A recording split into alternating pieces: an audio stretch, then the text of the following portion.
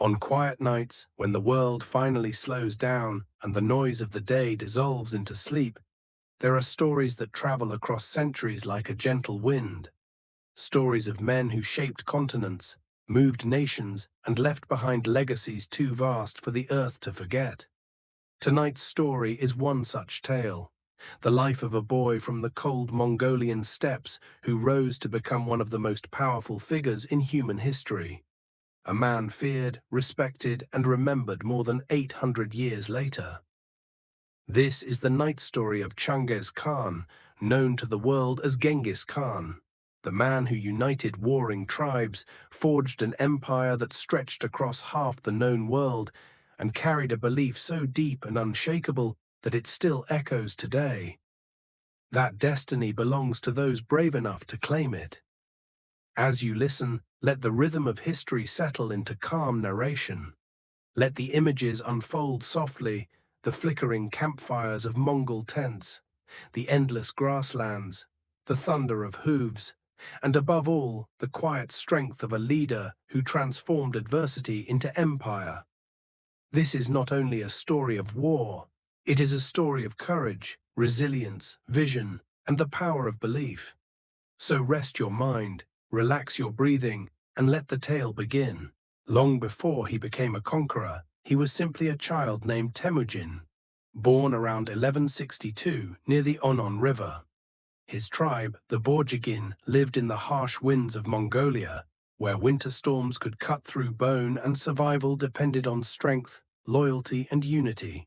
Temujin was born holding a blood clot in his fist, a sign, the elders said, of a child destined for greatness or destruction.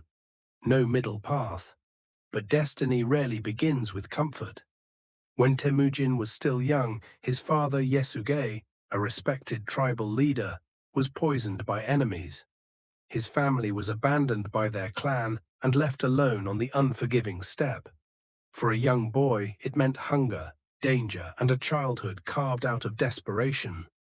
Temujin learned his first and most important lesson. No one is coming to save you. You must rise on your own. He survived by hunting small animals, freezing nights under makeshift tents, and watching his mother struggle to feed her children. Every adversity shaped him, every hunger sharpened him, every betrayal hardened him.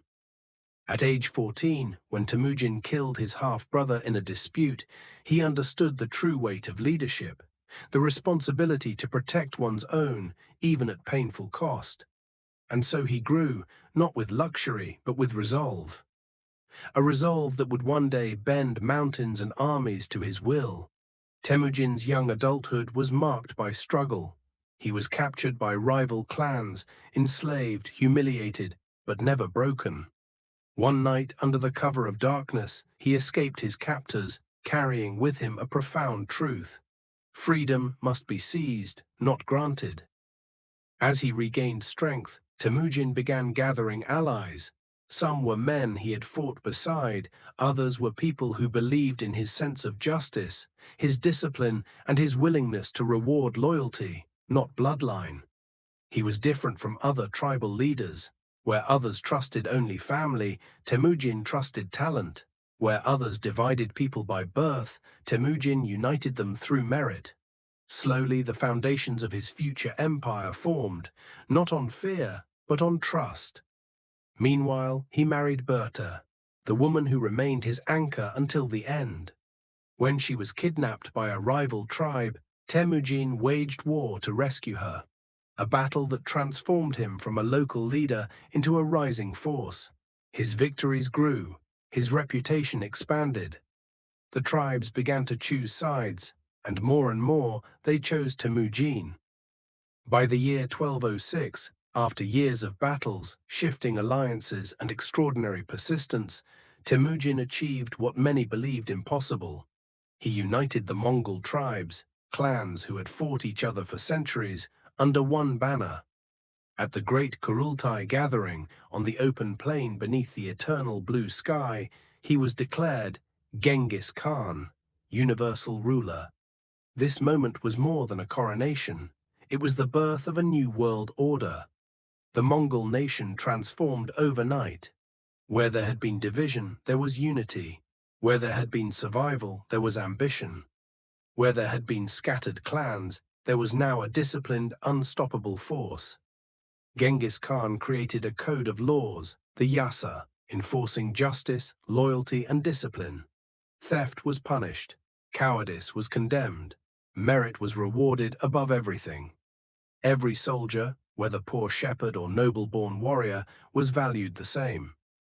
This equality created a force unmatched in history. Genghis Khan taught his people a mindset. If we ride together, nothing in the world can defeat us. Genghis Khan's first campaigns were against powerful steppe confederations, enemies who believed they could crush the rising Mongols. But the Mongol army was unlike any force seen before. They rode faster, shot arrows more accurately, coordinated with unmatched precision, carried iron discipline into every battlefield.